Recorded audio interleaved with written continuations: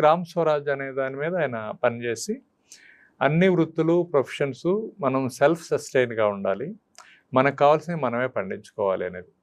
నిజంగా మేము ఒక డేటా తీస్తే ఒక 3000 ఎకరాలు ఉన్న భూమి,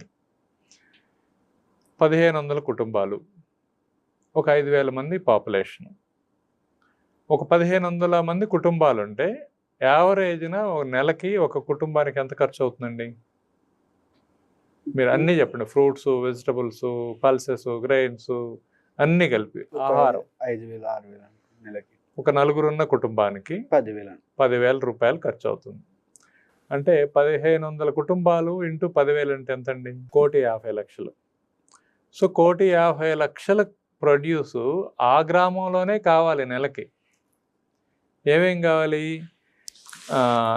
బియ్యం కావాలి, కందిపప్పు కావాలి, మినపప్పు కావాలి, ఎవ్రీథింగ్.